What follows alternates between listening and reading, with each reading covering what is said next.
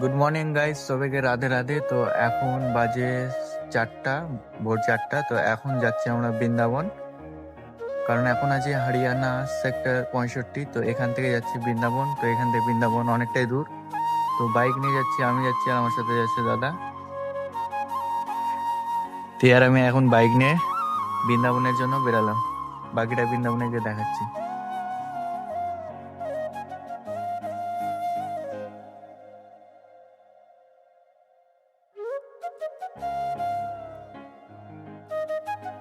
তো guys finally bike ride করে 2 ঘন্টা ধরে বাইক রাইড করলাম আমরা।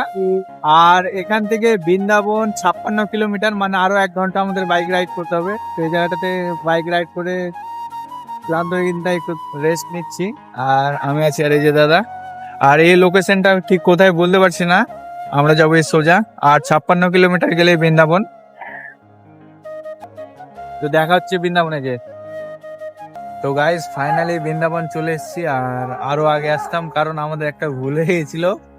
কারণ আমরা বৃন্দাবন থেকে আরো 50 কিলোমিটার দূরে বাইক নিয়ে চলে গেছিলাম। প্রথমে লোকেশনটা চেক করে নি, আর দাদা আমাকে বলবে বলবে করছে, কিন্তু বলেনি 50 কিলোমিটার দূর যে। তারপর বলছে দাঁড়া বাইক দ্বারা লোকেশনটা চেক কর। আপ ডাউন 25 কত হলো, 50 তো হলো না। মানে আর 10 মিনিট পর যদি মনে করতো তাহলে বৃন্দাবন দেখা হতো না। আজকে আজকে আগ্রা পৌঁছে যেতাম, তাজমহল দেখা হয়ে যেত আজকে। তারপর আবার ওখান থেকে ব্যাক করলাম। তো এখন বাইকটা পার্কিং করে এখন ওই যে প্রেম মন্দির দেখতে পাচ্ছ সামনে, প্রেম মন্দিরে যাবো। ফাইনালি চলে এসেছি প্রেম মন্দির, আর এখন ঢুকলাম আমরা প্রেম মন্দিরের ভিউটা তোমাদেরকে দেখাচ্ছি। এই যে এই সাইড থেকে এন্ট্রি হচ্ছে সবারই, এখানে চেকিং করছে কেউ নেশার কোনো জিনিস টিনিস আনছে নাকি।